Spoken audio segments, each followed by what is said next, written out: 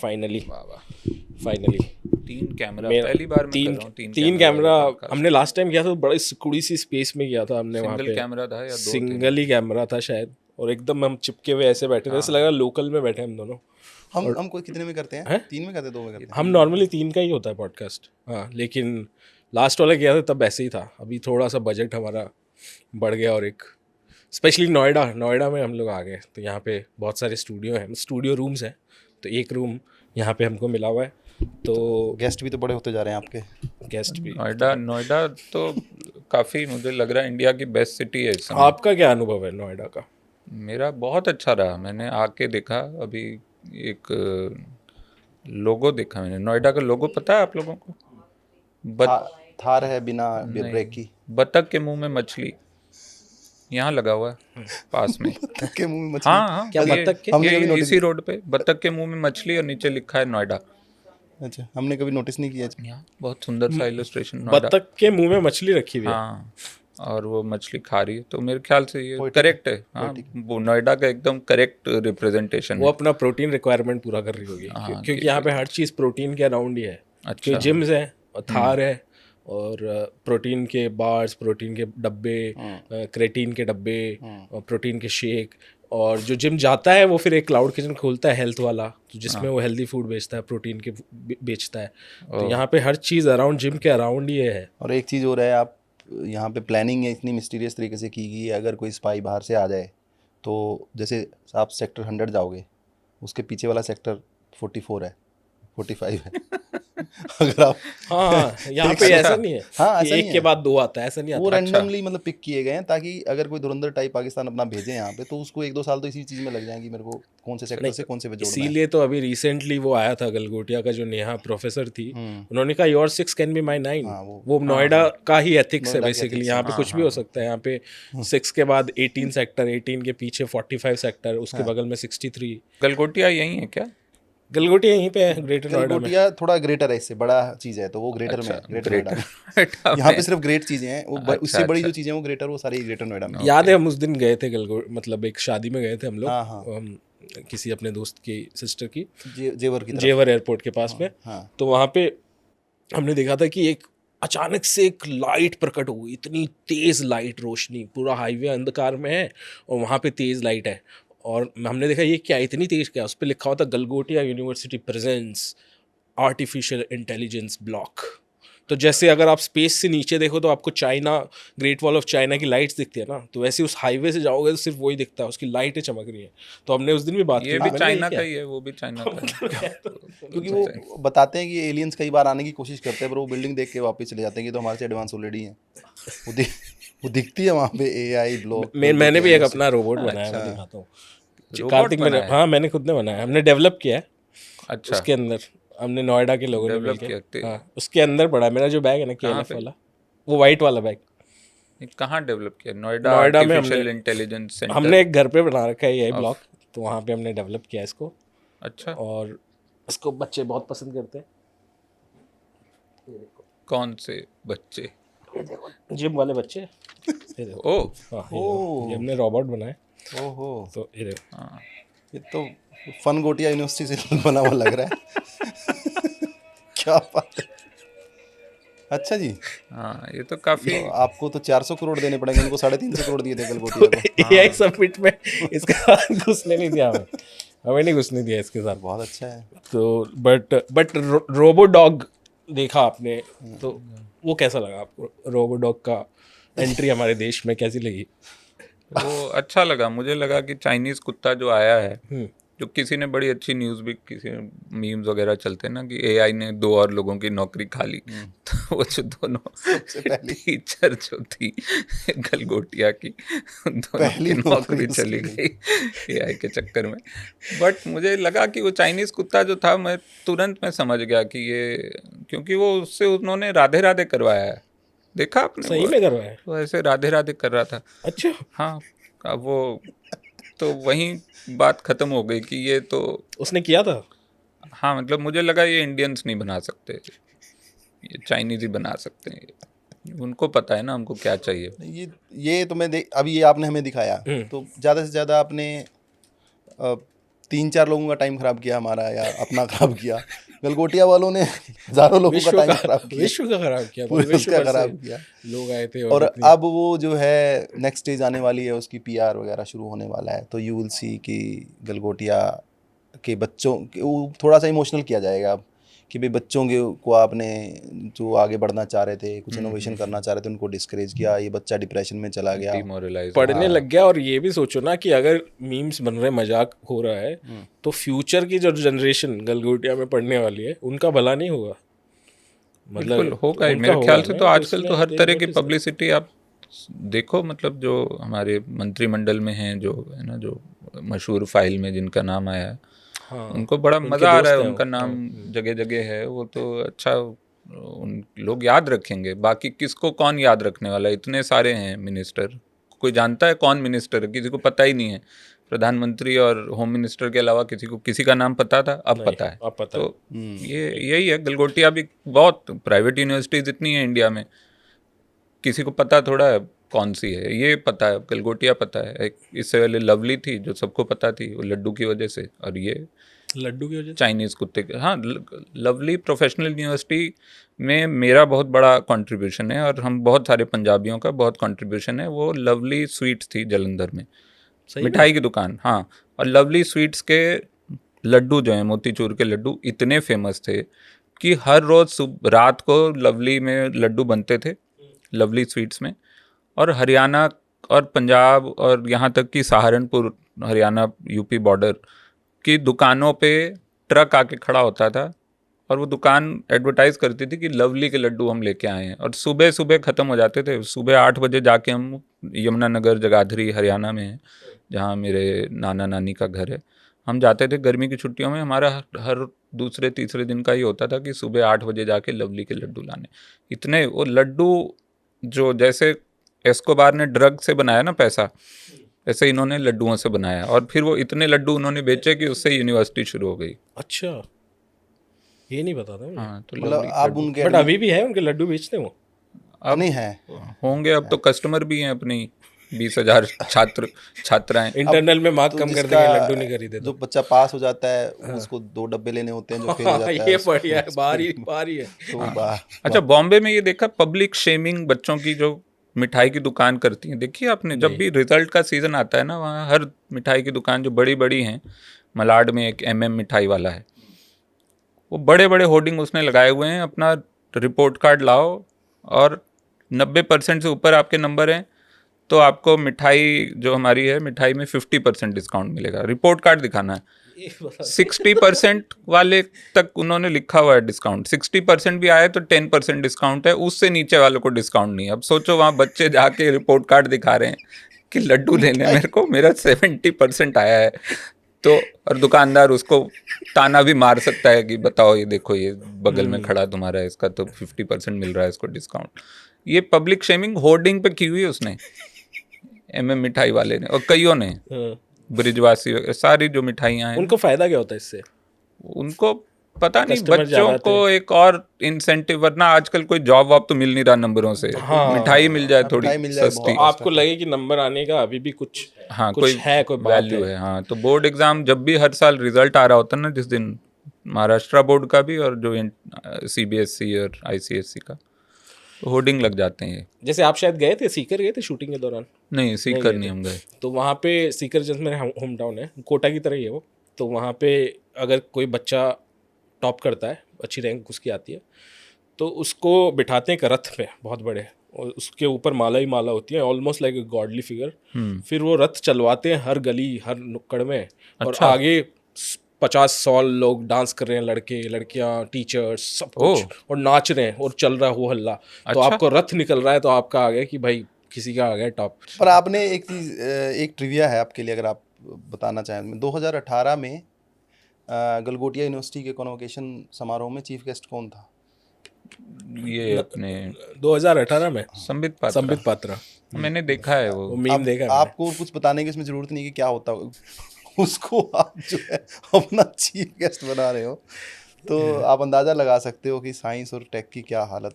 वो खुद भी डॉक्टर है ना? हाँ, वो पेट में कैंची भूलने वाला डॉक्टर है ऑपरेशन के बाद। तो मतलब डॉक्टर ना ये हिंदू राव जो हॉस्पिटल है ना सेंट्रल दिल्ली में, इसमें था वो पहले कुछ था, लाइक प्रॉपर एमबीबीएस डॉक्टर कहते तो हैं। अब ये या वैद्य है, अब आज तक तो नाड़ी का वैद्य भी हो सकता है या तंबू वाला वैद्य भी हो सकता है, कुछ भी हो सकता है, बट अब बन गया है जैसे अब किसी तंबू वाला वो होता है ना जिसमें 150 बीमारियों का इलाज है, हाँ। लिखा हुआ होता है अब तो गुजरात की कोर्ट ने भी कह दिया, हाई कोर्ट ने भी, आप किसी की डिग्री ऐसे नहीं मांग सकते, तो अब हम क्या ही करें, किसी पे सवाल भी नहीं उठा सकते, आपकी डिग्री दिखाओ, ये दिखाओ। प्रोटेस्ट हुआ रोबोट हो गए, हाँ प्रदर्शन हुआ ये, जैसे पुसी राइट प्रोटेस्ट होता है शर्ट निकाल रशिया के में जो जहाँ हुआ, टॉपलेस कितना प्रोटेस्ट वो- होता है, तो यहाँ पे शर्टलेस प्रोटेस्ट किया। गंजी राइट। हाँ। गंजी rights। किसी ने लिखा भी था इन्वेस्ट करने के लिए बोला था, तुम तो इन्वेस्ट आ गए।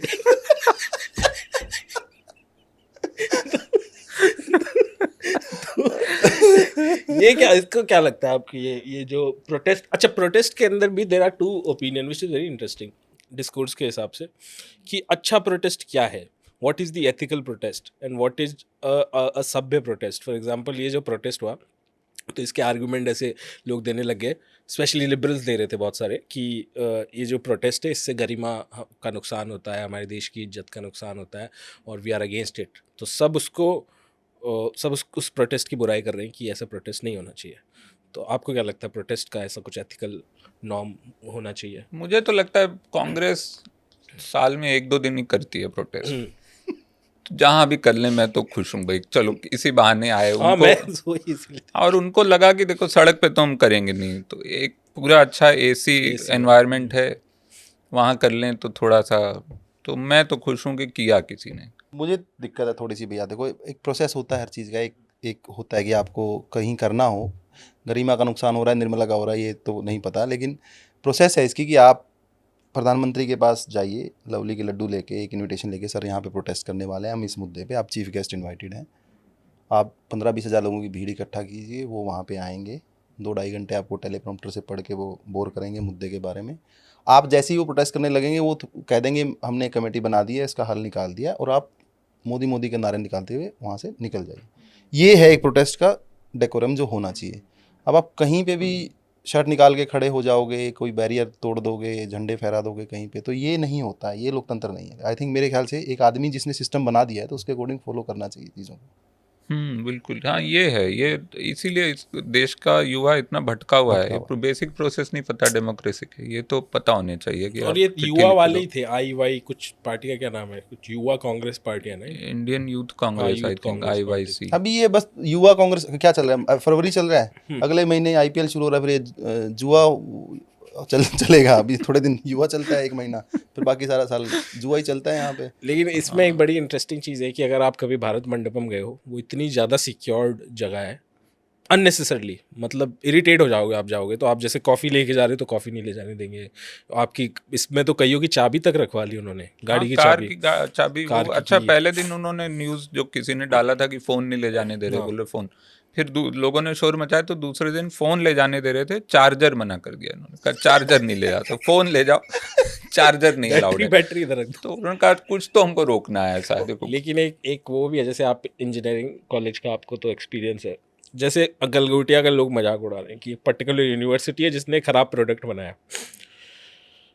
बट हम देखें तो हर कॉलेज इसी तरह के इंडिया के अंदर इन्वेंशन करती है जिसका कोई लॉजिक नहीं होता। वो सेकेंड ईयर में एक प्रोजेक्ट बनता है, थर्ड ईयर में एक प्रोजेक्ट बनता है, जो कभी भी उसका कुछ आगे चल के कुछ बनता नहीं है। तो ये आपको नहीं लगता हर कॉलेज इंडिया में, मतलब हर कॉलेज का innovation is the problem of our society in general? हाँ, हम लोग हमेशा से, वो हमारा जब हम भी पढ़ते थे और अभी तक कोई ऐसी चीज़ें बदली नहीं है, बल्कि हो सकता है और ख़राब ही हुई हूँ। ये जो हमारा माइंडसेट है ना, वो यही है कि एक क्लरिकल माइंडसेट है, चीज़ों को बस लिस्ट बना के पूरा कर दो कि ये हमको प्रोजेक्ट मिला था, वो प्रोजेक्ट पिछले साल भी वही मिला था। जैसा केंद्रीय विद्यालय में हमारा हर साल ना SUPW एक होता था, SUPW, socially useful productive work, मेरे ख्याल से तो यही है। SUPL हुआ ना, प्रोडक्टिव वर्क, SUPW। अच्छा, तो SUPW हर साल होता था, हर साल एक पूरा क्लास होती थी और उसमें आपको कोई प्रोडक्ट बनाने होते थे, जो टीचर हर साल हर बच्चा डस्टर बनाता था। डस्टर क्यों बनाया? डस्टर बस अपनी किस्मत मिटाने के लिए। डस्टरों की एक पूरा कमरा था जिसमें डस्टर रखे हुए थे, क्योंकि आप सोचो हर साल अगर 300 बच्चे डस्टर बना रहे हैं, उतने डस्टर तो यूज हो नहीं रहे, 10-15 क्लासें, और वो खराब थोड़ा हो जाएगा। लेकिन हम लोग कंपटीशन करते थे कि किसका डस्टर ज्यादा अच्छा है, तो हम जाते थे कारपेंटर के पास। पहले बच्चा खुद तो बनाएगा नहीं, कारपेंटर के पास जाके उसको बोलो ये लकड़ी का एक टुकड़ा बना दो इतना सा, फिर जाओ एक दुकान से वहां से फोम खरीदो, फिर वो फोम चिपकाओ फेविकॉल से, बन गया डस्टर। ये हर साल हमारा प्रोजेक्ट होता था, और हर साल सारे बच्चे, 6ठी कक्षा के सारे बच्चे डस्टर बना रहे हैं, 7वीं कक्षा के सारे बच्चे डस्टर बना, ये माइंडसेट है, ठीक है। कंप्लीशन है, कुछ भी खत्म कर दो बस। हाँ, बस एक काम दे दिया है, वही है, हो गया। सेम हमारे जो इंजीनियरिंग प्रोजेक्ट होते थे वो रफली ऑलमोस्ट सेम ही। वो पिछले साल वाला किसी का, पिछले साल का क्या, वो मतलब 20 साल पुराना किसी का फाइल मिल गया, वही करके बना के उसी को बना दो अपना। तो कोई वो IIT चेन्नई वाले, तो वो कौन है, वो तो काउ यूरिन पे वो उन्होंने लेक्चर दे दिया, बोला कि भाई वो उसको मैं तो हर रोज पीता हूँ। IIT मंडी में भी बोला था। हाँ, और अगर मान लो ये काउ यूरिन वो कह रहे हैं कि भाई इसमें मेडिकल क्वालिटीज हैं, तो IIT वाले इस पे क्यों रिसर्च, एम्स है मतलब, और बहुत सारे बायोलॉजी के इंस्टीट्यूट हैं, TIFR है, वहाँ उनको दो ना। तुम IIT में बैठ के तुम्हारा काम जो है वो तो पूरा कर लो पहले, तुम काउ यूरिन पे चले गए। और वो वहाँ के डायरेक्टर, इसके लिए उनको खैर मिला भी जो वो चाहते थे, मिला वो, है ना, वो कुछ पद्मश्री मिला है। कप शेप का नहीं है, उनको कप शेप का मिलना चाहिए था, बाकियों को जैसा उनको तो मेडल जैसा दे दिया कुछ। पर इस तरह की चीजें हो रही हैं IIT में ही हो रहा है। तो गलगोटिया एक चाइनीज रोबोट चुरा के बोल रहा हमारा, इसमें मतलब क्या ही बुरा है। मुझे भी लगा ये कम से कम लेटेस्ट मॉडल तो चुराया उसने, और महंगा भी है, इट्स $2800। हाँ, वही तो खर्चा किया, खर्चा करके लेके आया। ऐसा नहीं है कि वो आदमी कुछ भी ये ऐसा उठा के ले आए और बोले कि ये है ना, ये हमने बनाया। इसका जो जिम्मेदारी थी पूरे इवेंट की, वो हमारे मंत्री जी अश्विनी वैष्णव जी, उनके ऊपर। अच्छा, उन पे थी। हाँ, जिन्होंने अभी कहा कि आप पहले रेल बर्बाद करवाया उनसे कि आपने रेल तो कर लिया, अब इसमें कुछ बचा नहीं करने के लिए, अब IT सेक्टर को और देख लो आप ये करने के लिए। तो प्रधानमंत्री को बुलाया, 3 घंटे वहाँ पे रहे। जो एग्जीबिटर्स थे उनको सबको निकाला कि हाँ बेटा आप ये अपना उठा के चलो यहाँ से बाहर, भी कुछ और होने वाला है यहाँ पे। पूरा मेन हॉल खाली कराया गया। प्रधानमंत्री अकेला जो है पीछे वो जो उनके पूंछ की तरह घूमते हैं पीछे, अश्विनी वैष्णव, वो 3-4 पीछे घूम रहे थे, और वो पूरा 2-3 घंटे उन्होंने राउंड लिया। और किसी एक के वेरिएबल्स वगैरह जो डिजिटल कुछ लेके आया था वो भी गुम हो गए उसके, तो उसने कंप्लेंट भी की। उसके बाद दिल्ली पुलिस ने उसको तो बाद में वो उसको किया ना, दिल्ली पुलिस ने थोड़ा सा अपने तरीके से समझा के। पौराणिक कथाओं में नहीं होता वो भगवान वो अपना कुएं में से निकल के जो लकड़ी, हाँ, कि ये तेरा सोने वाला है कि लकड़ी वाली कुल्हाड़ी है तेरी, तो उसको अब कुल्हाड़ी दी गई है बढ़िया सी। लकड़ी वाली खोई थी उसकी, लेकिन अब वो कह रहा है मेरे को सोने की दे दी गई है वापस। तो अब तो वो बहुत खुश है। उसको दिल्ली पुलिस ने बताया कि आप क्या बनाते हो बेटा, उन्होंने बताया कि ये बनाते हैं। दिल्ली पुलिस ने बताया कि हमारा भी एक आविष्कार है, उससे सारी चीज़ें पता चल जाती हैं। तो दिल्ली पुलिस ने अपना एक लट दिखाया उसको, AI लट दिखाया, तो वो मान गया कि नहीं मेरा कुछ गुम नहीं हुआ, मेरी एक टांग नकली है, ये बहुत महान है। दिल्ली पुलिस में प्रधानमंत्री जो संत हैं वो बोलने लग गया उनकी भाषा। बट ये जो आदमी है अश्विनी वैष्णव, आपने भी देखा होगा, ये नॉर्मली बात ही नहीं करता। जब भी ये स्पीच देता है, कहीं भी देता है, प्रधानमंत्री बैठा होता है तो एकदम ऐसा भावुक हो जाता है कि ऐसी ट्रेन बनाई है, एक बार बिजली जो से चलती थी पहले, तो अब जो ट्रेन है वो बिजली देगी तारों को, तारों के अंदर बिजली वापस जाएगी। अच्छा, रिवर्स। हाँ, और इसमें AI में कह रहा है ऐसा नमूना पेश किया है, ये प्रधानमंत्री है, जैसे चूरण नहीं बेचते ट्रेन में। भाई अरे नॉर्मल बात कर ले भाई, तू डिप्लोमेट रहा हुआ वो आदमी, मतलब शायद IAS वगैरह कुछ तो नहीं, मैंने कभी नहीं देखा ट्रेन में चूरन बिकते हुए। जूसर वाला जूसर बिकता है, जूसर वाला रेवड़ियां बिकती हैं एकदम, वो जूसर टाइप का आदमी है यार वो, बहुत ही।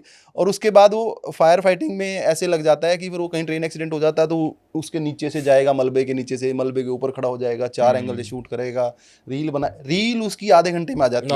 वो वंदे भारत की बहुत कुछ भी होता है, डिजास्टर होते है उसकी रील आ जाती है।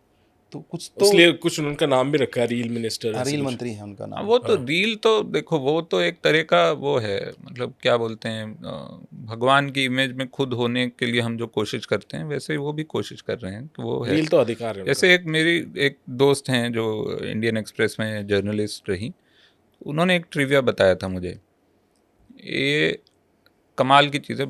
मुंबई में जो टॉप कॉप जो भी रहते हैं, जो आईजी होते हैं, क्या होते हैं स्टेट के जो कमिश्नर, परमवीर सिंह था जो भी पीछे, हाँ, वो जो था, जो डीजीपी होते हैं, मेरे ख्याल से director general of police, DGP होता है। तो जो होते हैं ना, उनकी इमेज में सारा महकमा हो जाता है, सारे। तो अगर बहुत सारे तो फोटो भी उनकी प्रोफाइल फोटो व्हाट्सएप पे ना डीपी उन्होंने उनकी लगाई होती है। दूसरा, अगर वो मूंछ वाले आए हैं तो सारे लोग मूंछ रख लेंगे, अगर वो क्लीन शेव आए हैं सारे लोग क्लीन शेव हो जाएंगे। फिर एक बहुत ही क्रेजी चीज़ कि मुंबई के बहुत सारे पुलिस स्टेशंस में एक्वेरियम है, क्योंकि एक आए थे डीजीपी, उन्होंने एक्वेरियम अपने रखवाया था अपने ऑफिस में, उसकी देखा देखी सबने एक्वेरियम लगवा लिया, तो बहुत सारी मछलियों का फायदा हो गया इससे, उनको दाना वाना मिल जाता है। हर पुलिस स्टेशन में एक एक्वेरियम रखा हुआ है, क्योंकि एक डीजीपी आए थे, मैं नाम भूल गया उनका, जो बताया था उसने, उनकी वजह से सबने बोला हम करेंगे। तो यहाँ पे वो रील जो है वो मछली है, एक तरह की एक्वेरियम है, वो एक्वेरियम अब सब रख रहे हैं अपना, क्योंकि एक मतलब सबकी देखा देखी आ गए। हाँ, तो वो है, वो पूरा वैसा होता है कि वो जो टॉप कॉप है उसकी इमेज में सब बनना चाहते हैं, और सब वो मूंछ रखेंगे तो वैसा। मैंने वो बताया था ना कि राजस्थान के जो सीएम है भजन लाल, उनकी कोई सिंगल फोटो देखना बड़ा मुश्किल है, हर जगह मोदी आगे वो पीछे। नोट्स, अरे मन की बात सुनते हुए नोट्स बनाते हैं वो। हाँ, ये जो कमाल है ना, एक तो मन की बात ऑडियो प्रोग्राम है ना, उसको सुनने के लिए टेंट लगता है, टेंट लगता है भाई, प्रॉपर ऐसे जैसे पे लगता है हर स्टेट में, जहाँ मिनिस्टर होते हैं सामने, मिनिस्टर आईएएस ऑफिसर सारे बैठते हैं भाई। अच्छा, टेंट लगता है ऐसा जैसे कि आज कोई बहुत बड़ा उत्सव, कोई सत्संग हो रहा है जैसे। पॉडकास्ट। हाँ, तो पॉडकास्ट सोचो, सक्सेस का मैट्रिक्स ये है तुम्हारी पॉडकास्ट, जब लोग टेंट लगा के कोई सुने उसको। तो टेंट लगाते हैं, लोग बैठते हैं, फिर कैमरे बुलाते हैं 6, एक ऑडियो पॉडकास्ट को सुनने को वीडियोग्राफ करते हैं, और फिर उसको डालते हैं अपनी रील में कि हमने आज सुना, और उसको टीवी पे सुनते हैं, और फिर साथ में नोट्स बना रहे हैं एक ऑडियो पॉडकास्ट के। इधर हम एआई सबमिट कर रहे हैं कि भाई एआई सारे काम कर देगा, ये एआई ये नहीं कर सकता। और एक और डायमेंशन बताओ ना, फिर उसको जो है मीडिया दिखाती है कि भजन लाल जी देख रहे हैं। हाँ, फिर अगला स्टेप ये है हाँ, मीडिया एएनआई पे आता है, एएनआई पे पूरा मतलब हर जो जब भी होता है मन की बात, तो अलग अलग स्टेट्स के फोटो आते हैं कि ये वीडियो आया, ये देखिए, ये बैठकर ये मुख्यमंत्री मन की बात सुन रहे हैं, एक टेंट लगा के भाई, और फिर नोट्स बना रहे हैं। एक और डायमेंशन उसके बाद जब मीडिया दिखा देता है, फिर उनकी सोशल मीडिया दिखाती है कि आज एएनएन ने ये बताया कि भजन लाल जी मोदी जी की बात सुन रहे थे। हाँ, फिर सोशल मीडिया बताता है ये देखो ना कितना एक चीज को सुनने के लिए। और अब पता नहीं कि मन की बात के कितने एपिसोड हो चुके हैं, शायद 500-700 कितने हो चुके हैं। जो रोगन से ज्यादा कर लिए। और मन की बात का मैं सारे एपिसोड भी डाल दूं ना एआई में कि इसका मेरे को जिस्ट बताओ, तो मुझे लगता है 2 लाइन का जिस्ट होगा। मैं बहुत बढ़िया हूँ, हाँ, और तुम ठीक ठाक हो, बस ये। इनका तो एक था कुछ नशे वाला सुना था मैंने कि नशा नहीं करना चाहिए, मैंने कहा तो सही बात है। ये जो ला इलाज रोगन है इनको अपना नाम ही रख लेना चाहिए, ला इलाज रोगन। बट टेक्निकली पॉडकास्टिंग की जब बात करते हैं तो ये बाकी वाले पॉडकास्ट को लोग आगे लेते हैं, बट इंडिया का नंबर 1 पॉडकास्ट इज मन की बात, लाइक द ऑथेंटिक पॉडकास्ट जिसको लोग इस लेवल पे सुन रहे हो, तो मन की बात है। मैं आपको बताऊं, मन की बात को मन से एक आदमी नहीं सुनता हुआ मिलेगा देश में आपको, ये बात सच्ची है। क्योंकि कौन यार, वही बातें जो है लगातार आप 12-13 साल से बोल रहे हो कि 2019 का विजन था आपके पास, फिर 22 का आया, फिर 27 का आया, अब 2047 का विजन आप लोगों को बेच रहे हो। बट एक चीज़ आपने नोटिस करी कि ऑनलाइन जो है आजकल, स्पेशली ट्विटर और इंस्टाग्राम में, जो वेव है against Modi, even from the supporter, जो पहले कर रहे थे वो तो कर ही रहे थे, वो थोड़ी वेव चेंज हो रही है। आप लोग कह रहे हैं यार वही बात आ गई, आप पकाते हो, हमें नहीं सुनना। बीच में कुछ इंटरव्यू भी आया था, उसको भी किसी ने नहीं सुना। तो is there some kind of fatigue which you can see on social media at least? Social media पे ना बताना बड़ा मुश्किल होता है, मतलब वो हर चीज़ एक तरह का वो है, इको चैम्बर ही है।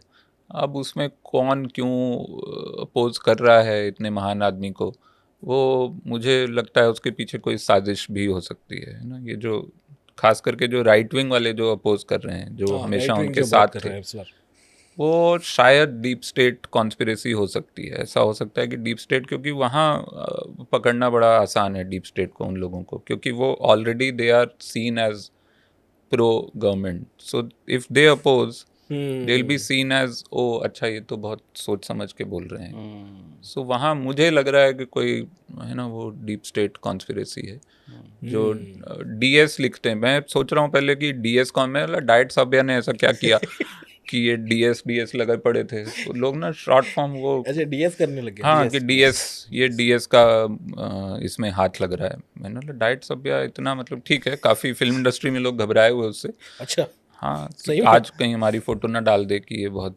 खराब फैशन था और ये था। अच्छा तो, फैशन का फिल्म इंडस्ट्री में इतना वो हाँ तो वो है, तो मैं इसलिए मैं सोच फिर समझ आया कि अच्छा ये वो नहीं है। आप नहीं देते पपराजी को कुछ? जैसे आप नहीं आते वो पपराजी वाले में? देखा नहीं आपको कि आज वरुण ग्रोवर वहाँ दिल्ली से वापस आए? नहीं, मैंने 1-2 बार बुलाने की कोशिश की तो वो आ गए, पॉलिटिकल पार्टी वाले आ गए। तो पापा को राजी क्यों नहीं रखते आप? उन्होंने उसको बोल दिया कि ऐसा ना, जाके जरा ये आपके बारे में बोल रहा था, देखो जा रहा है।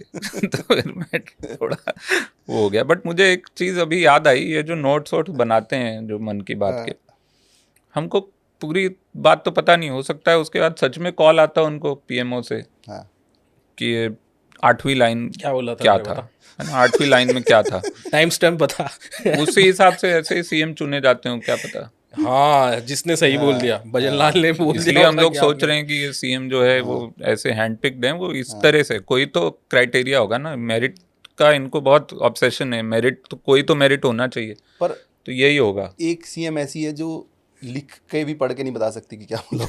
कौन है वो? अब अपनी अपनी रेखाएं होती हैं बताने की, बोलने की मर्यादा होती है, कोई नाम ले पाता है कोई नहीं ले पाता, लेकिन चलो गुप्त रखते हैं, गुप्त रखो बात को। लेकिन एक जैसे बुक लवर्स के लिए बड़ी इंटरेस्टिंग खबर आई रिसेंटली कि लोग बोलते हैं ना कि रीडिंग इज़ डाइंग और आजकल लोग कम पढ़ रहे हैं, बुक्स को लेके कोई उत्साह रहा नहीं रीडर्स के अंदर, बिब्लियोफाइल्स कम हो गए। बट अभी एक बुक आई जिसको लेके लोग पागल हो गए कि हमें चाहिए, पीडीएफ उसकी लोग ले रहे हैं। वो ग्रेट इंडियन ब्रेन रॉट। नहीं मेरी नहीं, चलो अच्छा प्लग कर दिया वो मैं डाल देता, आपने अच्छा प्लग किया। लेकिन ये बुक थी जो उचित समझे वो करो, जहाँ से क्या नाम था बुक का, नाम क्या था यार, नाम पे तो ध्यान नहीं दिया किसी का। ध्यान नहीं दिया, बस वही है कि बुक पढ़नी है। हाँ, कुछ होगा तुम्हारे पास पीडीएफ? हाँ मेरे पास मतलब आया था, किसी ने भेजा था मुझे, लेकिन मैंने पढ़ी नहीं। बट उत्साह बहुत है लोगों में पढ़ने को लेके, लेकिन दिल्ली पुलिस बोल रही है कि इसको आपको पढ़ना नहीं है। ईगल वालों ने लिखा था कि ईगल कौन था पब्लिशर? नहीं ईगल नहीं, पेंगुइन। ईगल तो फिर पेंगुइन बहुत डर गया, फिर वो हर्जोग वाला याद आया, उससे मुझे डिप्रेस्ड पेंगुइन। पहले ईगल ही था, वो डर के पेंगुइन हो गए वो लोग। अब वो पेंगुइन भागने लग गया, हर्जोग वाला शॉट है ना, पेंगुइन भाग जाता है, तो वैसे ही भाग गया पेंगुइन, उल्टी डायरेक्शन में भाग गया। मतलब ब्लूम्सबरी इधर चल रहा है, हार्पर इधर चल रहा है, पेंगुइन बीच में से भाग गया। पता नहीं कहाँ भाग गया। 2024 में खुद वो जनरल नरावने के ट्वीट हैं, खुद पेंगुइन के हैं कि बुक रिलीज हो गई है। और आप तो राइटर हैं, आपको पता है कि प्री रिलीज और उसके बाद बुक लॉन्च होती है, जगह जगह जाती हैं, कॉपी आती हैं, रिव्यू के लिए जाती हैं, तो मार्केट में तो आ चुकी थी ना। मतलब हो सकता है कॉमर्शियली बहुत लोगों तक ना पहुंची हो, बट मार्केट में कॉपीज़ आ चुकी थी उसकी, उनको खुद अपने हाथ में कॉपी दिखाई है उन्होंने। तो एकदम से पहले पेंगुइन को प्रेशराइज़ किया गया, उन्होंने अपना पुराना वो वाला अनाउंसमेंट वाला ट्वीट डिलीट किया, उसके बाद उन्होंने एक अजीब तरह की एक्सप्लेनेशन दी, और उसके बाद जनरल साहब को भी कुछ बोला गया, पता नहीं क्या बोला गया। जनरल साहब ने बोला जी पेंगुइन बोल रहा है, जो ठीक है। नहीं, उन्होंने पहले बोला था आई एम वेरी एक्साइटेड, पुराने ट्वीट्स आने लगे थे क्या, please buy my book, thank you, please buy my book, तो काफ़ी सारे उनके वो थे। और फिर बाद में पता चला कि उन्होंने वो कर दिया। तो इससे एक बुक इंडस्ट्री का भी लगता है कि बुक्स की कितनी वैल्यू है अभी भी, इस वक्त भी। खास करके वो जो न छपे उनकी तो बहुत वैल्यू है। मतलब फॉरबिडन बुक्स छपने के बाद नहीं है, फॉरबिडन बुक्स की बहुत वैल्यू है। हाँ, सबसे ज़्यादा। तो उसमें तो ये कुछ लोग बता रहे हैं कि वो इन्होंने बुक मार्केट में नहीं आई थी, शशि थरूर साहब को दी थी कुछ फॉरवर्ड वगैरह लिखने के लिए। तो वो बीजेपी के आदमी बन के 1.5 साल से इनके अंदर घुसे हुए थे, और वहाँ से वो निकाल के राहुल गांधी को शशि थरूर बहुत बढ़िया तुम्हारा ट्वीट था वो first day first day in धुरंधर साहब जो है कांग्रेस एज अ स्पाई, उनका ऑपरेशन लग रहा है ये इन्होंने। बट ये इस कोर तो कुछ पढ़ा नहीं लोगों ने इसमें, क्योंकि यही वाले सेगमेंट पे सबका ध्यान गया कि जो है चाइनीज़ आर्मी जो है आगे बढ़ रही थी वहाँ पे, और प्रधानमंत्री के डिसीजन का इंतजार था। रक्षा मंत्री को उन्होंने बोला, रक्षा मंत्री ने प्रधानमंत्री से पूछा, प्रधानमंत्री ने फिर 2.5-3 घंटे बाद शायद बोला कि जो उचित समझो वो करो। तो वो जब उन ये रक्षा मंत्री को बोल सकते हैं, आर्मी को बोल सकते हैं, आप जैसे आर्टिस्ट लोगों को वो क्यों नहीं बोलते कि जो चीज समझो? वो ऐसा क्यों करते हैं? जो वो चीज समझते हैं वो करते हैं। हाँ, आप करते हैं जो उचित समझते हैं वो करते हैं, या फिर सोचना पड़ता है थोड़ा लिखते टाइम, बनाते टाइम? नहीं, मैं थोड़े समय और जिंदा रहना चाहता हूँ। मुझे ना काफ़ी चीज़ें पसंद हैं और जीवन में। हाँ, तो मैं जो वो उचित समझते हैं मैं वो करता हूँ। तो मैं कोशिश ये करता हूँ कि जो उनके लिए उचित हो वो मैं करूँ, क्योंकि इतना बढ़िया, देखो ना, इतना अच्छा है यहाँ। मतलब अगर मैं अभी तक जिंदा रहने की कोशिश नहीं करता तो ये जो आइकॉनिक AI समिट हुई जिसमें एक गलगोटिया का कुत्ता आया, वो मिस हो जाता। That's a big loss I think. Like you live for these moments, iconic things, कि आपका देश कितना आगे बढ़ रहा है। और ना तो वो 6 और 9, और मैं सारे नंबर देखना चाहता हूँ। 6 को 9 करो, 9 को 6 करो, जो भी करो। पर हर इंडस्ट्री को जैसे एक क्रांति की एक उसकी जरूरत होती है। जब आ जाता है ना कि सुस्त हो पड़ गया इंडस्ट्री, और फिर एक आता है नायक आता है और उसको हिला देता है। जैसे फिल्म इंडस्ट्री में अभिनव कश्यप आए हैं जो नायक बन के फिलहाल 2-3 महीने से। आपने देखा वो जो करते हैं? हाँ, वो उसमें, और मुझे ये सुनील पाल में ज़्यादा मैं कंफ्यूज हो जाता हूँ। दोनों एक जैसी बातें करते हैं काफ़ी। सुनील पाल तो इसका तो बहुत फेवरेट है। हाँ, सुनील पाल बहुत पसंद है मेरे को। सुनील पाल के मैं सब वो देखता हूँ। सुनील पाल के बारे में वो जो नहीं एक कहा जाता है ना कुछ लोगों के बारे में, कि अगर वो नहीं एग्जिस्ट करते तो उनको बनाना पड़ता। इतनी ज़रूरत है कुछ तरह के हस्तक्षेप की, तो वो मुझे लगता है उसमें सुनील पाल। ये तो बता रहे थे कि गोविंदा भी इस लाइन पे जा रहे हैं। हाँ, गोविंदा भी आ गए। गोविंदा भी के भी कुछ रिसेंट वीडियोस है, काफ़ी सारे उस तरह के वीडियो। उन्होंने अभी कुछ बोला कि करण जौहर जी की मैं तबीयत से उनसे मुलाकात होगी पार्टी के बीच। कुछ is saying some very negative things about people. But Sunil Pal का ऐसा है कि is just a basic word play guy. वो हर चीज़ में बस वर्ड प्ले ढूंढते हैं। तो कॉमेडी में वर्ड प्ले ही करते हैं ना एट द एंड। तो वो हर चीज़ में जाकिर खान तो वो मतलब he so bad and he so consistently bad. जैसे अब टूर कर रहे हैं आप, दिल्ली कर रहे हैं, मुंबई, इंडिया में सब जगह कर लिया, आप बाहर भी जा रहे हैं, विदेशों में भी जा रहे हैं, लेकिन पिनैकल आपको नहीं लगता तब आएगा जब सोनपुर मेले से आपको इनवाइट आएगा? बिल्कुल सोनपुर मेले का आपको तो नहीं आया होगा ना? तो वो कंट्रोवर्सी नहीं मेरे को नहीं पता। मेरे को सोनपुर मेला पता है। इतना ब्रेन रॉट कंटेंट नहीं कर सकता। क्या हुआ, किसको इनवाइट आया था? समझाओ कंटेंट को। सुनील पाल जी ये कहते हैं कि मेडिसिन स्क्वायर वगैरह बेचना, भरना फुल, ये कुछ नहीं है। लाफ्टर मेडिसिन मैं हूँ। मेडिसिन को भी इन्होंने मेडिसिन कह रहे ये सब करते रहते हैं, शो करते हैं। क्या कभी सोनपुर मेला में इन्होंने परफॉर्म किया है? सोनपुर मेला जो है स्टैंड अप का वो है मक्का मेला लगता है वो शायद कहाँ फरीदाबाद। हाँ, वो मेला तो मेरे को पता है। सोनपुर मेला वो मतलब जो पशु मेला है ना, जो बहुत बड़ा है। हाँ, बहुत बड़ा वो है। तो वहाँ पे कॉमेडियंस को भी बुलाते हैं वो लोग। और जो सुनील पाल है वो ये कहता है कि जिस कॉमेडियन को सोनपुर मेला में बुलाया है उसकी वैल्यू बहुत ज्यादा है। मेडिसिन तो कोई भी कर सकता है। अच्छा, अगर आप मेडिसिन स्क्वायर में अगर आपने वहाँ पे ये वाला पंच डिलीवर नहीं किया तो वहाँ पे गाय के सामने सुनील पाल कर रहा है। गाय नहीं होती तो वहाँ नहीं जा रहे गौरक्षक बचाने गाय को ये सुनील पाल से। वहाँ जाना चाहिए। ये तो अत्याचार है भाई। कुछ बैल बुद्धि लोग होते हैं, गाय नहीं होती वहाँ पे। और उनके सामने इस तरह के मास्टर पंच डिलीवर करने पड़ेंगे आपको कि मेरे प्यारे रांझना ये बर्तन जरा मांझना। अगर आपने वो स्टेज पार कर ली तब आपको आर्टिस्ट उनकी नजरों में हो सकते हो आप, छोटे मोटे आर्टिस्ट। लेकिन इन दोनों में एस्थेटिकल फर्क है। Sunil Pal and that guy Abhinav Kashyap. Abhinav Kashyap is more of a targeted guy. तो उसका एक है कि मेरा टारगेट सिर्फ एक ही है, I don't care about anybody else. तो he is a very targeted guy who is looking for some kind of output. कि मतलब सिर्फ सलमान खान बुरा है बस, ये जो उसका पूरा वो है। तो उसका वो एक ही टारगेट है। और वो अच्छा फोकस भी वो नई चीजें भी नहीं करता, नहीं he's just वो नई one शर्ट भी नहीं target. सिलवा रहा 10-12 साल से, वही पहन रहा है उसके और वो चेंज भी नहीं करता है, बटन भी निकलने वाले हैं और उसका पोजीशन ये होता है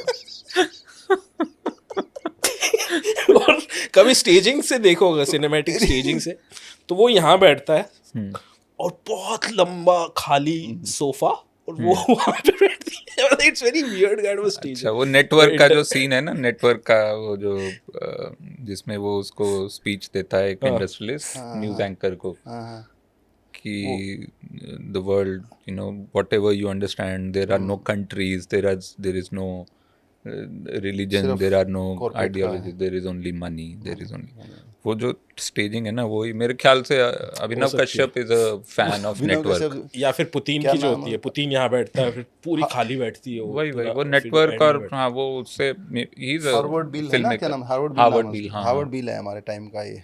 यार आपको इतनी पॉप कल्चर की नॉलेज कैसे? इसको आप कुछ दो ना काम। नहीं पॉप कल्चर नहीं है, ये तो 1976 की मूवी है यार, नेटवर्क सब पता है ये। कोई डॉक्यूमेंट्री पूछ लो, कुछ मेला से लेकर लियारी नोट से लेकर लियारी नोट्स, वो भी पता है, सब कुछ पता है। ये तो मुझे अब प्रधानमंत्री जैसा फील हो रहा है, मैं थोड़ा सा ऐसे कर रहा हूँ।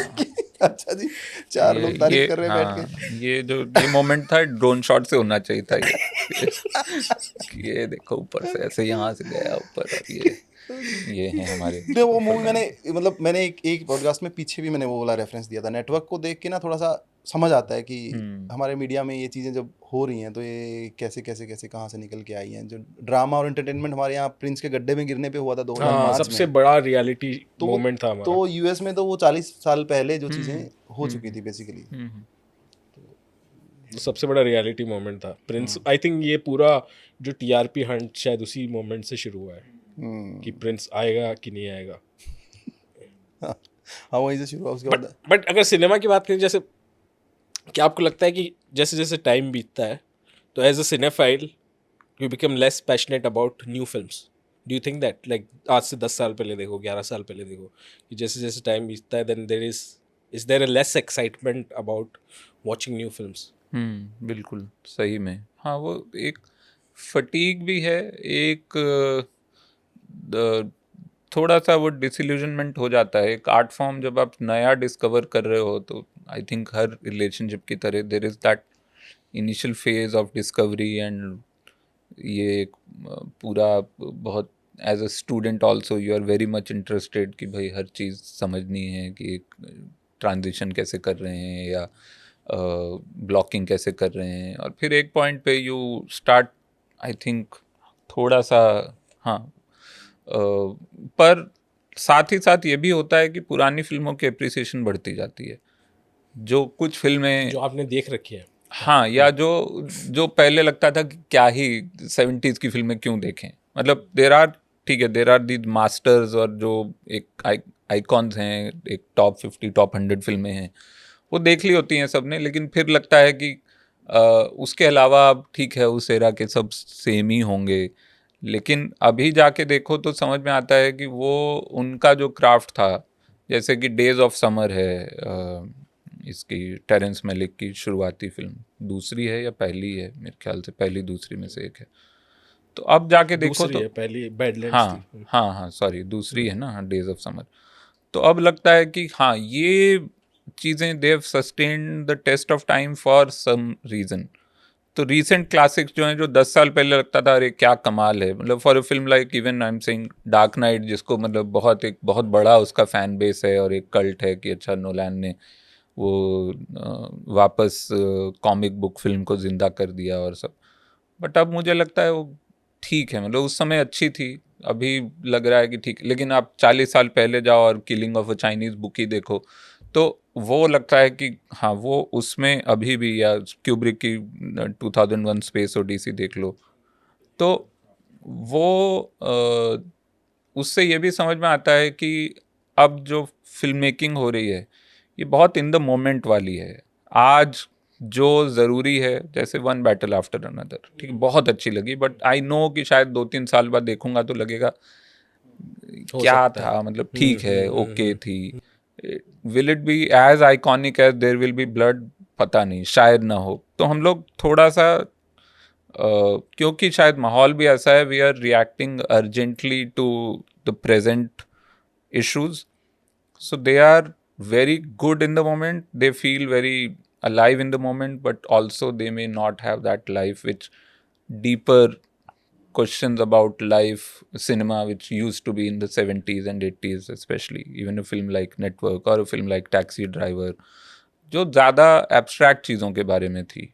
अब एब्स्ट्रैक्ट चीज़ों पे फिल्में बनाना भी मुश्किल हो गया, स्टूडियो भी नहीं बनाने देता है, फिल्म मेकर्स भी इंटरेस्टेड नहीं है, और हम सबको लग रहा है मेरे ख्याल से दुनिया में जो भी थोड़ा सा भी आर्ट इंक्लाइंड है कि we are going through very difficult times and art also has to be resistance, और वो सब तरफ हो रहा है। वो राइट विंग वाला भी जो बना रहा है, इसलिए ऑलमोस्ट हर फिल्म वो प्रोपेगेंडा फिल्म ही है। अगर वो आइडियोलॉजी को उससे आप वो कर दो कि वो राइट की हो या लेफ्ट लिबरल हो, वो कुछ हो, वो प्रोपेगेंडा फिल्म ही है इवेंचुअली। वो प्रोपेगेंडा ठीक है, वो right wing propaganda is supported by the state and that's why it has more destructive power and more reach, and the other propaganda which is the resistance of sorts, उसकी अभी वो reach नहीं है, और but it is still not cinema utilizing its full power. It is cinema utilizing its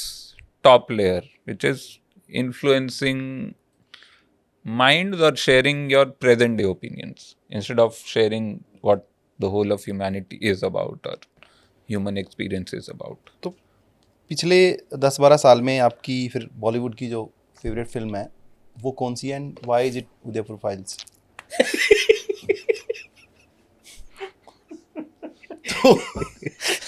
तो आप Udaipur files उसको hit करवाने के लिए उसका डायरेक्टर जो है अरेस्ट भी हुआ मेरठ में 2-3 उसने वो सब किया। अब हम उसके बारे में उस टाइम हमने उसके बारे में बात नहीं की क्योंकि हमें लगता है कि आपका हिट विट हो जाए, अब हम बात कर सकते हैं। फिर उसने बाद में गाली भी दी लोगों को, जब वो फिल्म नहीं चली तो उसने हिंदुओं को गाली दी, हिंदू जो हैं वो ऐसे ही रहेंगे और ऐसा ही रहेगा, तुम लोग इसीलिए ऐसे हालत में हो, और यहाँ तक शायद उसने बोल दिया कि इसीलिए तुम पे कब्जा कर लिया था अंग्रेजों ने, और इससे पहले उसने और उसने, है ना, वो सब हमारी ये सोच है। उसने वो एक फिर भी मैं वही पूछना चाह रहा हूँ, वॉच वर्दी मूवी ऐसे का, चलो मजाक से हट के, क्या आपको लगता है कि पिछले 10-12 साल में कोई ऐसी 1-2 फिल्में हैं जो आपको लगे कि इंडिया से नहीं, बॉलीवुड से बताओ, इंडिया से तो चलो हैं, अच्छा बॉलीवुड मलयालम से और इनसे तो हैं। 15 साल मतलब आज क्या है 26, तो 2010 के बाद है। बॉलीवुड से एकदम मेन स्ट्रीम से बात करें तो मुझे गली बॉय बहुत अच्छी लगी, एक मेन स्ट्रीम फिल्म जो कि मेन स्ट्रीम भी है, जिसमें बड़े स्टार भी हैं,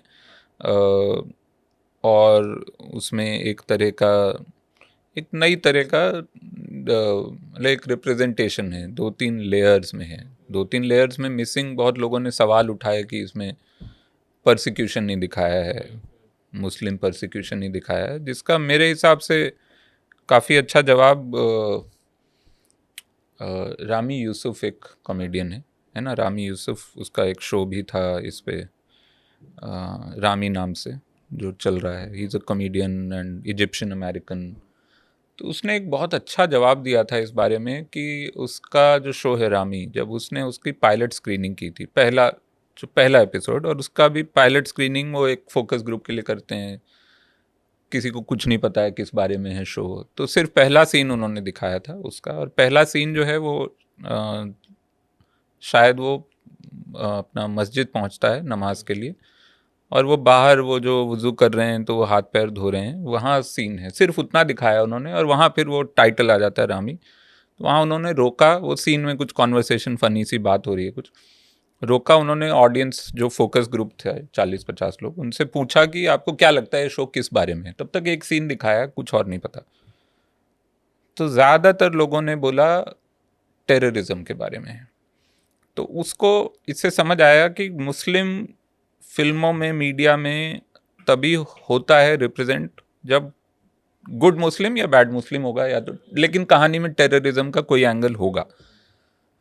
तो उससे उसने ये कंक्लूजन एक तरह से निकाला कि एक नॉर्मल मुस्लिम जो अपनी ज़िंदगी जी रहा है अमेरिका में, वो इजिप्शियन अमेरिकन की बात कर रहा है, उसकी कहानियां ही नहीं है, हमेशा उसका कोई पर्पस होगा कहानी में और वो पॉलिटिकल पर्पस होगा, उसके अलावा कोई एक आम जिंदगी में एक कॉमेडियन है, दुकान में काम कर रहा है, उसकी माँ टैक्सी चला रही है, ये सब उस शो में है, उस तरह के रिप्रेजेंटेशन ही गायब हो गए। तो इसलिए मुझे गली बॉय इसलिए बहुत उस वजह से भी अच्छी लगती है कि उसमें वो जो कई लोगों ने जो सवाल उठाए कि इसमें ऑपरेशन तो दिखाया नहीं है, परसिक्यूशन नहीं दिखाया है, बट हर कहानी में वो दिखाना ज़रूरी नहीं है ना। वो एक इंसान की कहानी है, वो इंसान रैपर बनना चाहता है और and he happens to be a Muslim, and उसकी ज़िंदगी अपने आप में क्या है, वो अपने आप में बहुत बड़ा मेरे ख्याल से एक पॉलिटिकल स्टेटमेंट है, without being political how left defines it कि हाँ वो होना चाहिए, परसिक्यूशन होना चाहिए। तो उस तरह से, और जहाँ है वहाँ है, वो क्लियरली है, वो दिख रहा है, उसके सोशल स्टेटस में दिख रहा है, उसके घर की परिस्थितियों में दिख रहा है जो भी हो रहा है। तो एक फिल्म गली बॉय बोल सकता हूँ। और अच्छा, बाप रे, बहुत मुश्किल है ये सवाल, बहुत मुश्किल है, मैं भी सोच रहा हूँ। आप बच्चन साहब की तरह रिएक्ट कर रहे हैं। बहुत कठिन सवाल है भाई, कठिन सवाल है। नहीं मतलब आउटसाइड ऑफ बॉलीवुड बहुत फिल्में हैं, मतलब आप अपनी मलयालम के बारे में नहीं बता पा रहे हो, मलयालम फिल्म। अब ये हाल है, अब हम पॉलिटिशियंस को इतना गाली देते हैं कि आप अच्छी चीज बताओ, एक वो नहीं बता, अब आप नहीं बता पा रहे हो, आप तो हम और क्या बताएंगे इसके बारे में। तो आपकी कौन सी है, चलो बताओ, तब तक सोच नहीं, मुझे अभी याद आ जाएंगी 4-5, वो ना थोड़ा ऐसा हो गया सोचना पड़ेगा आजकल। वो भी मेमोरी भी हमारी बहुत। हाँ नहीं, मैंने तो देखी नहीं है, मैं सही ऑनेस्टली बता रहा हूँ, 10-12 साल से हिंदी मूवी नहीं देखी।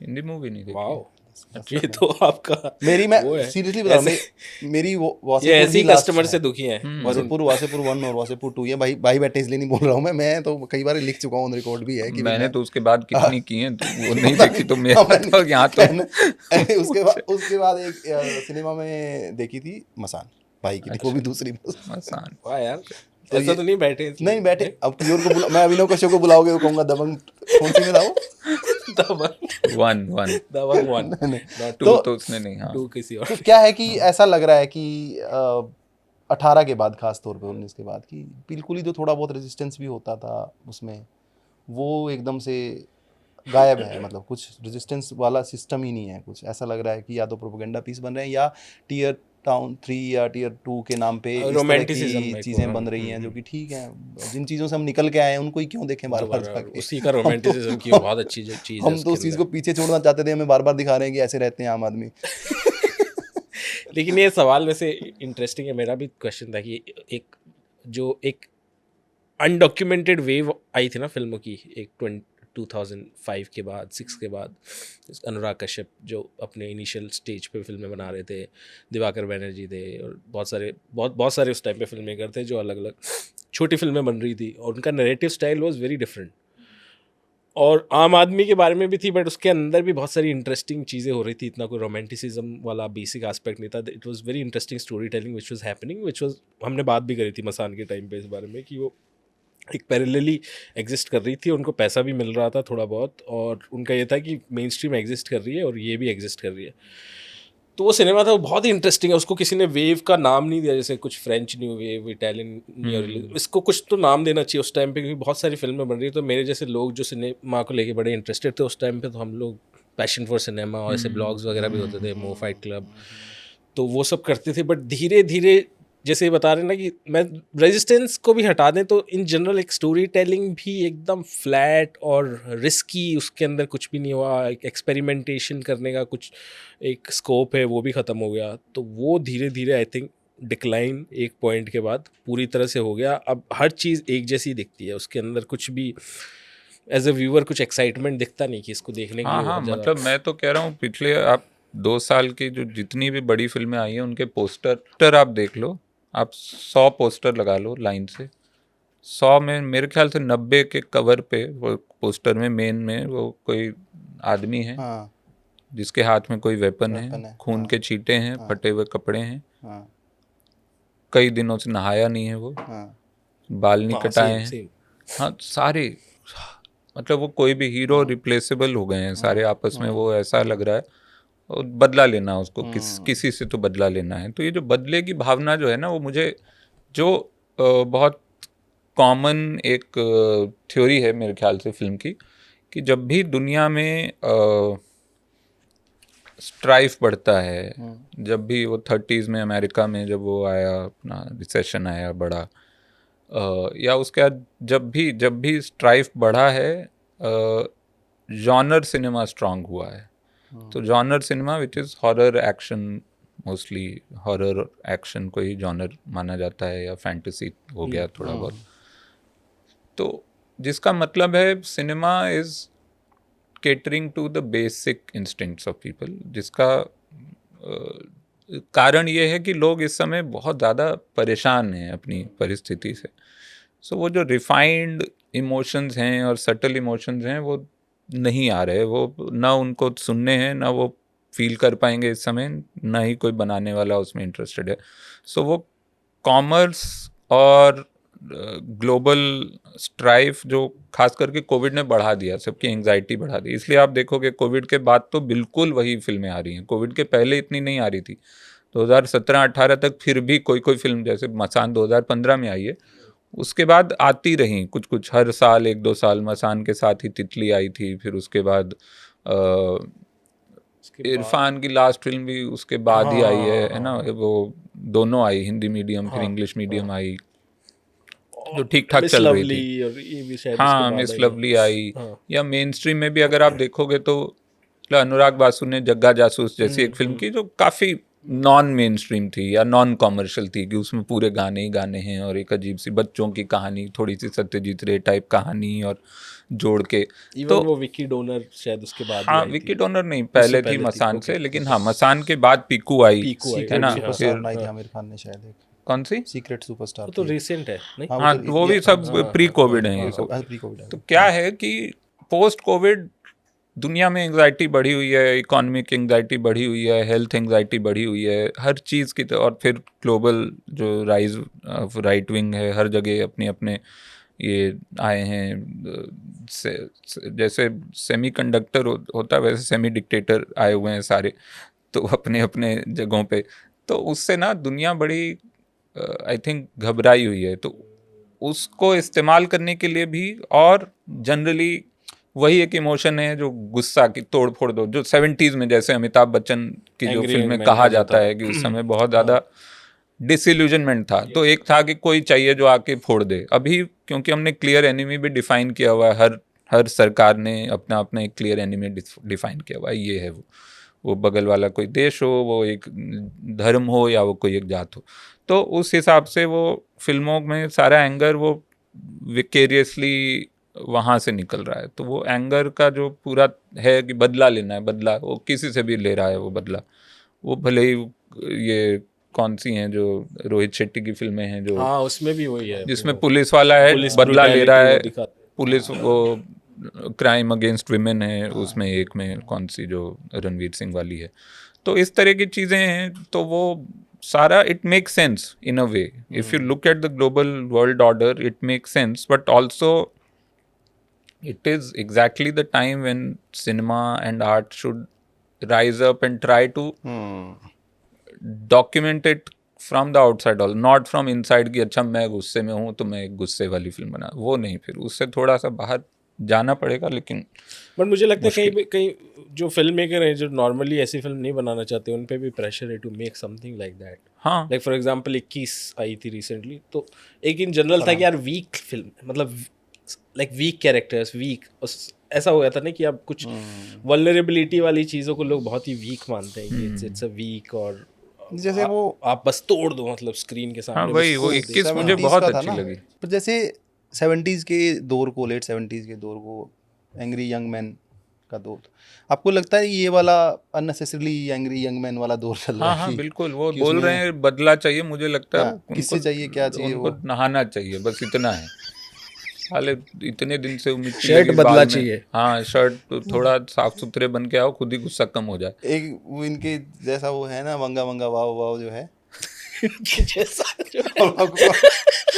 कमेंट आते हैं आपको यार, सारे ये बहुत सारे फिल्म मेकर्स की ये बायोपिक में ये काफी सारे को आता है, विजय सेतुपति का भी आता है, कई बार अनुराग कश्यप भी लिख देते हैं लोग, कुछ भी लिखते वो हैं, बाल और दाढ़ी की वजह से बाल और होता है। दाढ़ी, कुछ चेहरा तो बचा नहीं। पर आपने जैसे लिखने में आपकी प्राइम विधा लिखना है, तो आपको वो वाला स्क्रिप्ट नहीं मिली थी आपको जो बॉलीवुड का मिला हुआ है कि तन्हाई के साथ जुदाई, बेवफाई, फिर जो है ऊपर लगा दिया, जोड़ दिया। आपने नए नए तरह से गाने लिखे, आप उस टेम्पलेट से बाहर क्यों आ गए? हाँ, मैं भी सोचता हूँ कि नुकसान कर लिया मैंने अपना। वो टेम्पलेट चलता रहता तो थोड़ा है ना, मेरे पास भी वो अपना एक पूरा बड़ी गाड़ी होती। तन्हाई, जुदाई, बेवफाई, बुलिया, वो तो हाँ, जो अल्ताफ राजा जी के दौर से चला आ रहा है उस टाइम से। हाँ, नहीं, क्योंकि मैं कम काम ही करता हूँ, तो मेरे अभी तक वो नहीं हुआ है कि वो पतीला खाली हो जाए और नीचे जो जला हुआ दूध है वो डालना पड़े कढ़ाई दूध में ऊपर मलाई के नाम पे। तो वो मैंने कभी थोड़ा धीरे धीरे कर रहा हूँ, तो हो जाएगा, आएगा वो दिन भी आएगा।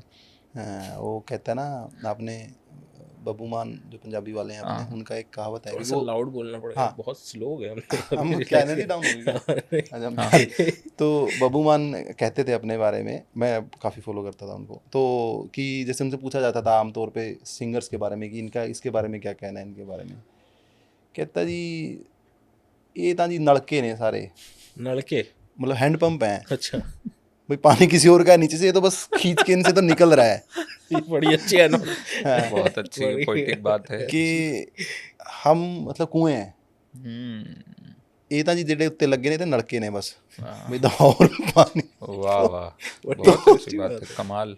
तो आप जैसे पहले ऐसे होता था, लिरिसिस्ट बेचारे नीचे ही दबे रह जाते थे, पानी पानी की तरह बहते, नलके उनका सारा वो लेते थे कि भाई फलाने सिंगर का गाना क्या हिट हुआ है, फलाने मूवी का गाना क्या हिट हुआ है नाम। आपको लगता है कि रिकग्निशन जो मिलना शुरू हुआ है लिरिसिस्ट को, थोड़े स्टार भी हो गए, सेलिब्रिटी भी हो गए, और कुछ अननेसेसरीली भी हो गए हैं उनको, मतलब हम उनके मुंतज़िर नहीं थे कि वो हों, मुंतज़िर नहीं थे उनके कि वो हिट हों, लेकिन क्या आपको लगता है कि ड्यू अब वो मिल रहा है इंडस्ट्री में लेखक को जो मिलना चाहिए था? नहीं, मुझे तो अभी भी नहीं लगता ऐसा कहीं भी किसी को नहीं मिल रहा है ड्यू, मतलब नहीं, कहाँ मिल रहा है बताओ, कहाँ वो, मतलब बड़े बड़े लेखक भी जो इतने बड़े बड़े काम करके भी उनको जाके मतलब रेलेवेंस के लिए उनको इंटरव्यू में बोलना पड़ता है कि भाई आप तो फ़कीर हैं और आपके अंदर एक है ना, मतलब वो सब इतना कमाल का काम करके कोई आदमी आए इतने साल और फिर उसको वहाँ पे अपनी रेलेवेंस ढूंढनी पड़े, तो आई थिंक मतलब नहीं। मॉनेटरी रिवॉर्ड, हाँ शायद उसके लिए करते होंगे, नहीं मतलब अच्छा जनरली अभी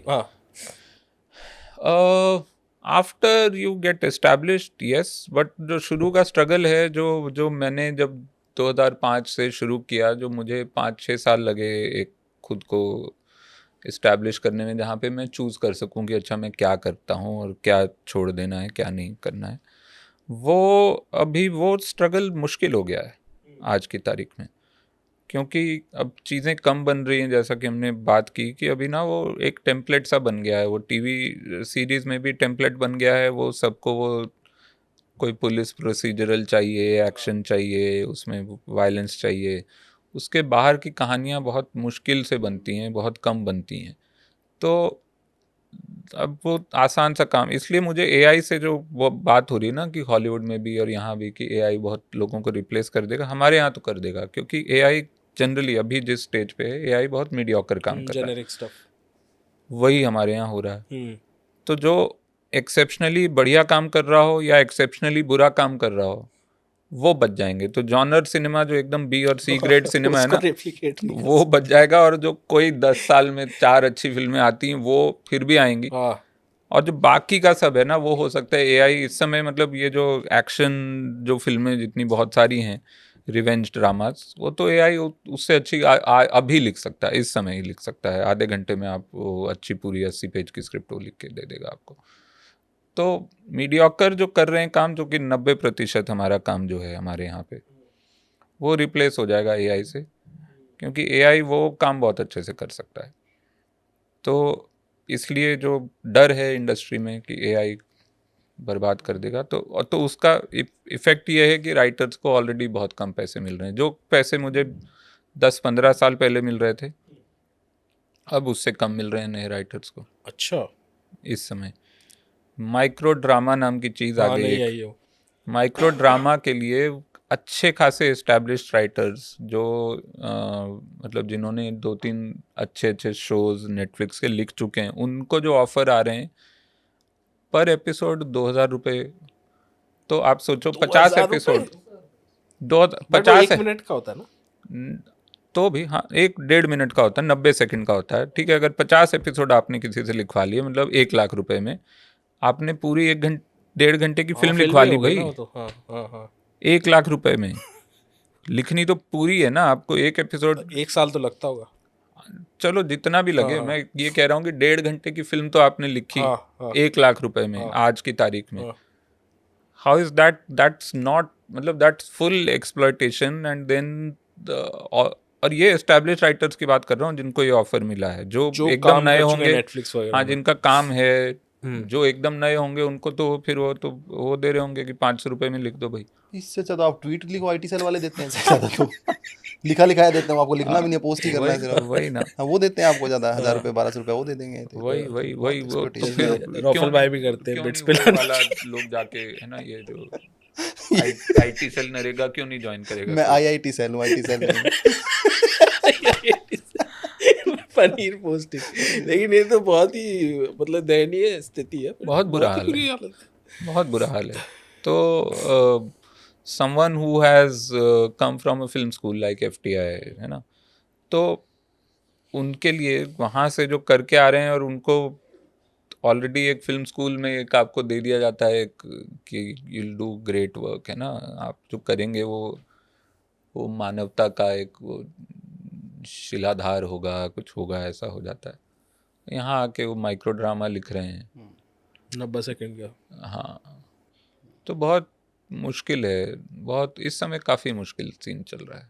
मतलब काफ़ी चैनल्स अप्रूव नहीं कर रहे शोज, अप्रूव करना अभी अप्रूवल के लिए उन्होंने वो ऑलमोस्ट अनऑफिशियल सेंसर बोर्ड बन चुका है। सारे जो जितने भी OTT हैं वो भले ही वो बोल ना रहे हों, लेकिन अनऑफिशियल सेंसर बोर्ड सबके पास है, वो कोई भी चीज़ ऐसे नहीं वो पास कर देते हैं। एक बात मेरे मन में थी आपसे जो पूछनी थी, मन की बात करनी है ना हम, तो जैसे आप पंजाबी हैं, है ना, आप UPR हैं, जैसे NRI होता है, UP रेजिडेंट पंजाबी हैं आप तो UPRP, हाँ। पहले जैसे था कि पंजाबी लोगों का होल्ड इंडस्ट्री पे, आप फिल्म इंडस्ट्री पे बहुत ज़्यादा था, सारा टेक्नीशियन से लेके स्टार से लेके डायरेक्टर प्रोड्यूसर तक। क्या अब नंबर ऑफ पंजाबी इंडस्ट्री में कम हो गए हैं? और दूसरा ये कि गानों का पंजाबीफिकेशन अब ज़्यादा हो गया, आपको ये जो बॉलीवुड में पंजाबियत है इसके बारे में क्या लगता है आपको? नंबर ऑफ पंजाबी ज़्यादा हो गए कि कम, ये तो अभी वो SIR कराएंगे हम इंडस्ट्री का तो पता चल जाएगा ऐसे तो मुझे नहीं पता हैं। देखो जो भी अभी भी बड़े बड़े प्रोडक्शन हाउस जो हैं, वो जो लेगेसी प्रोडक्शन हाउस चले आ रहे हैं वो तो पंजाबी हैं। लेकिन हाँ, नए जो फिल्म मेकर्स हैं उसमें काफ़ी मिक्स्ड है फिलहाल मामला। और क्योंकि अब साउथ के भी तेलुगु, तमिल, कन्नड़ा, अब वो पैन इंडिया फिल्में बना रहे हैं, तो वो भी हमारा मतलब एक हिस्सा ही हो गया है हमारी फिल्मों का, मेन स्ट्रीम फिल्मों का। उस तरह से नहीं पता, बट हाँ वो पंजाबीफिकेशन भी मुझे तो लगता है अभी कम ही हुआ है, ऐसा नहीं है। जो आज से 20 साल पहले जो चल रहा था, या 30 साल पहले, जो 90s से जो शुरू हुआ था, इनफैक्ट वो अगले 10-15 साल और उसके पहले भी हमेशा से, मतलब वो जो 50s 60s 70s, वो राज कपूर हों, वो चोपड़ाज हों, वो जौहर हों, जो कि पंजाबी सिंधी मतलब जो भी एक स्पेस है, तो वो हमें, या देवानंद हैं, उनका प्रोडक्शन हाउस है, हमेशा से पंजाबीज़ का बहुत बड़ा इन्फ्लुएंस रहा पोस्ट 50s, पोस्ट इंडिपेंडेंस, जो अब एक्चुअली थोड़ा कम हुआ है मुझे लगता है। गानों में फिर भी है, क्योंकि हमारा एक दिमाग में शायद वो एसोसिएशन है Punjabi with music, and because Punjab has lot of good music अभी भी आ रहा है उनका, जो मेन स्ट्रीम उतना नहीं है, लेकिन जो नॉन मेन स्ट्रीम में जो आ रहा है उनके अभी भी जो मतलब जो रैपर हैं या वाजिर पातर है, जिस तरह का काम वो कर रहे हैं, या उनकी तरह के बहुत सारे लोग हैं, अपार्ट फ्रॉम द बिग वो औजला और ये अपने बादशाह पंजाबी है? नहीं, बादशाह करनाल से, हरियाणा से। हाँ, लेकिन मतलब वो एक मेन स्ट्रीम एक पंजाबी है फिर भी, जो बॉलीवुड में फिर भी आ रहा है, वो औजला हैं, या वो कौन है यार, दिलजीत दोसांझ। नहीं दिलजीत का नाम नहीं, हाँ नहीं वो जो दूसरा फिल्मों में 2-4 औजला जैसे लिखने वाले कह रहे हो, सिंगर जिसने वो गुरु हाँ गुरु रंधावा, हाँ तो गुरु रंधावा औजला बहुत मेन स्ट्रीम हो गए हैं, लेकिन उनके अलावा बहुत सारे हैं पंजाबी में जो सिंगर हैं और जो अपना अच्छा काम कर रहे हैं। तो एसोसिएशन हमारा हमेशा से, हमने वो पंजाबी विद म्यूज़िक बनाया हुआ है और हैप्पी म्यूज़िक और सैड म्यूज़िक, सारा फिल्म में रोने का गाना हो, उदासी का गाना हो तो भी वो भले ही वो रॉकी रानी में वो वे कमलिया है जो कि सैड सॉन्ग है, और फिर कहीं पे हैप्पी सॉन्ग होगा तो वो भी वो लड़की नहीं, उसमें तो नहीं है, लड़की कर गई चुल, उसमें पंजाबी है बीच में नहीं है शायद, बादशाह का वो तो हरियाणवी ज्यादा है उसमें, मटक हाँ, मटक जैसे रवि। हाँ वो थोड़ा हरियाणवी है, पंजाबी नहीं है। गोली चल गई, हाँ हरियाणवी है, गोली चल गई हरियाणा। हाँ यही चलती है कोई नहीं, बट हाँ वो एक एसोसिएशन है। मेरी आइडेंटिटी पे वॉर करते हैं बार बार, हरियाणा आइडेंटिटी पे बार बार ये चाहते हैं कि ये कुछ बोले हरियाणा के बारे में और मैं प्रोवोक करता हूँ। मेरा एक सवाल था, हरियाणा के हो, पंजाबी कैसे इतनी अच्छी आती है? हाँ पंजाबी बोली थी मैं भी हो गया। यह कि गानों से हमारे हरियाणा में मोस्टली लोग पंजाबी समझ लेते हैं, और गाना और आर्ट इतना बड़ा इन्फ्लुएंस है कि मैं तो ऐसी जगह पे देखा है जहाँ पे कि लोग हिंदी बोल नहीं पाते लेकिन समझ सब कुछ लेते हैं। आप मतलब इंडोनेशिया में भी देख लेंगे लोगों को, आप भूटान वगैरह में और श्रीलंका बांग्लादेश में तो है ही ये सब जो हुआ है। तो ये जो अब ये हमारी इस हिंदी इंडस्ट्री की, आपकी इंडस्ट्री की एक सबसे बड़ी उपलब्धि ये है कि दुनिया भर में भारत के सॉफ्ट इन्फ्लुएंस को या भारत को जो समझा है, जो भी जिस भी तरीके से परोसा गया, एटलीस्ट भारत की हिंदी की सेवा या उर्दू हिंदुस्तानी भाषा की सेवा वो की है इंडस्ट्री ने। अब राइट विंग ट्रोल जो इतना उसके पीछे पड़े प्यूरिफिकेशन पे कि ये तो उर्दू वुड है, उर्दू को बढ़ा रहे हैं, ये कर रहे हैं, वो कर रहे हैं, पर लार्ज इन्फ्लुएंस में मेरे को लगता है कि ब्रांड इंडिया को या ब्रांड भारत को जो है बॉलीवुड ने काफ़ी दूर दूर तक फैलाया है दुनिया में। हाँ वो बड़ा उनका राइट विंग का ये बहुत पैराडॉक्सिकल है। हाँ, उनको गाली भी देनी है। हाँ, और चाहिए कि यही आके फ़ोटो खिंचा ले हमारी इवेंट पे, वो भी चाहते हैं। उसको भी वो कोई खिंचा ले जाके फोटो तो भी वो बोलते हैं अरे देखो इसने ये हमारे साथ आके, कल को तुम बोल रहे थे ये तो एंटी नेशनल है, कल को तुम बोल रहे थे ये, तो बड़ा वो समझ नहीं आ रहा। का रीसेंट फेवरेट गाना ना तो कारवां की तलाश है, हाँ। तो पैराडॉक्स है वहाँ पर, इवन की ना तो हम सफर की तलाश है। इतने बड़े बड़े स्टार आरएसएस के, तो अब वो उसको रणवीर संधू सलमान संग कहने लग गए हैं लोग उसको। किस पे? आरएसएस रणवीर सेवा संघ। सलमान आए थे तो उन्होंने बड़ी इंटरेस्टिंग बात की, मोहन भागवत ने बोलता है कि सिनेमा और फैशन का बहुत पुराना रिश्ता है। सलमान जैसे कपड़े पहनता है, बाल बनाता है, उससे समाज में एक संदेश जाता है, हर उसी से फैशन डेवलप होता है।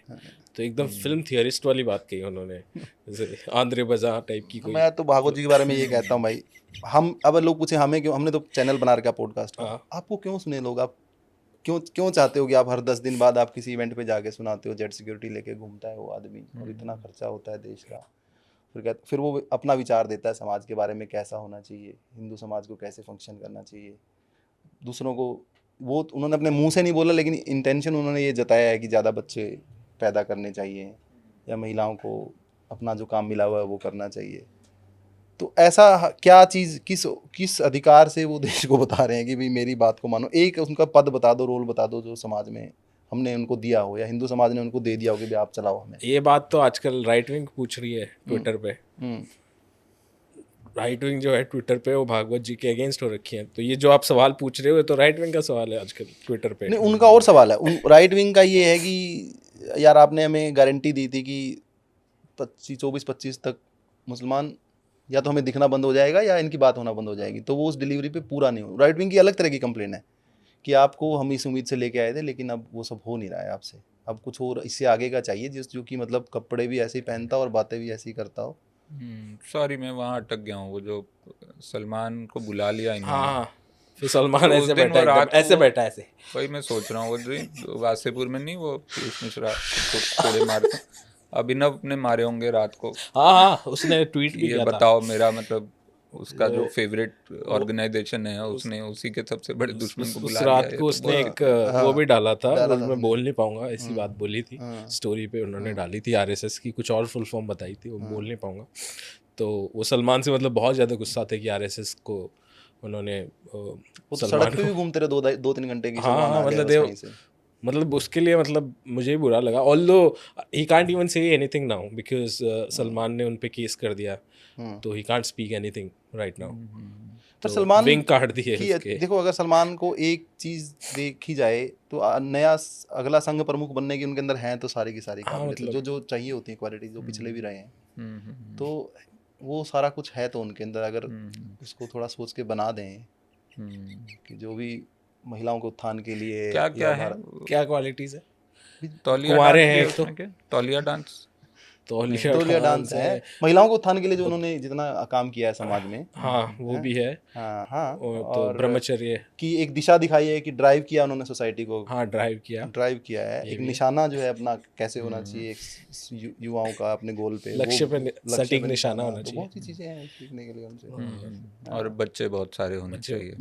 बच्चे नहीं है उनके, नहीं बोलना कि हाँ भाई आप करो पैदा, मैं देख रहा हूँ आपसे, है ना, तो वो होना चाहिए। अच्छा सिक्योरिटी जैसे भागवत को मिली है, उनको खतरा है, तो सलमान जी को भी खतरा है, चारों तरफ से उनको ऑलरेडी सिक्योरिटी मिली हुई है, तो अलग से नहीं देनी पड़ेगी। बट चलो superb, thank you so much Varun. आप इतना ही था बस, यही हम कर रहे थे गप्पे। हम तो और कर सकते हैं बट इनको जाना है। नहीं मैं तो इसी तरह की बातें करने एक जगह इसी तरह की, ये इनका काम है। मैं अब पॉडकास्ट का अभिनव कश्यप, अब मेरे को लोग बिठा लेते हैं ऐसे करके, और मैं सलमान खान और हैंडसम, हाँ अनुराग और इंटेलेक्चुअल, कैमरा और फनी।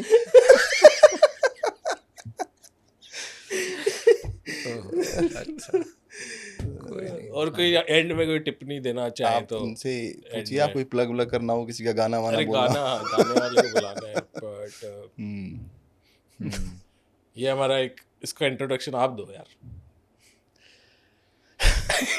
इनको जितने भी शब्द इनके लिए यूज किए जाएं ज़्यादा हैं, क्योंकि बहुत कम बोलते हैं, खुद भी बहुत कम बोलते हैं। कार्तिक हमारे भाई हैं, बहुत टाइम से धीरे बोल इनका गाना है, और बहुत ही आजकल जो युवाओं को पसंद आता है, जो ट्रेंडी है। पंजाबी है उसमें? पंजाबी नहीं है शायद, वो सीधा है। कुछ लाइनें हैं, ये खुद चंडीगढ़ में रहता है, चल जाएगा तो पंजाबी लाइनें हैं तो चल जाएगा। क्या है पंजाबी लाइन?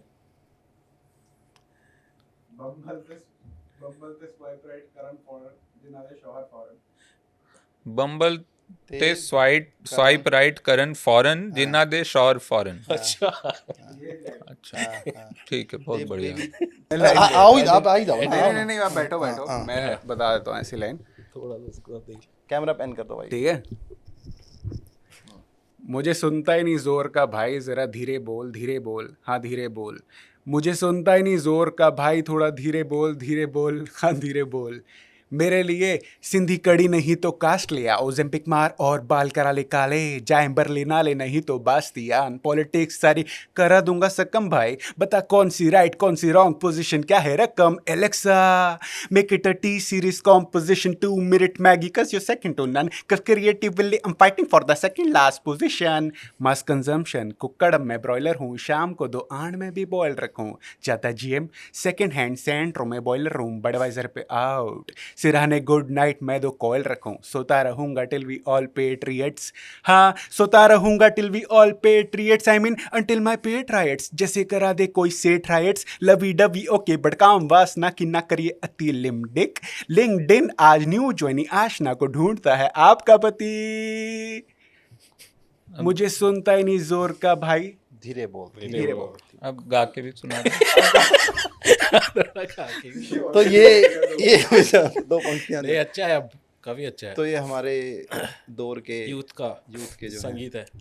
हाँ भाई को तो जा वो दिन भी आएगा जब लोग टेंट लगा के ये नोट्स इनका भी सुनेंगे, नोट्स बनाए, वो दिन आना चाहिए। बेबी खाना खाया, ask me Alexa, uncle Sam Tesla. Super thank you so much. चलिए थैंक यू। और ये था आज का podcast. If you like it then please support us by becoming a member, क्योंकि मेंबरशिप के से ही हम लोग सर्वाइव कर पाते हैं और ये स्टूडियो में शूट कर पाते हैं और अपना जीवन यापन कर पाते हैं. So please become a member of this podcast. Thank you so much for watching this episode.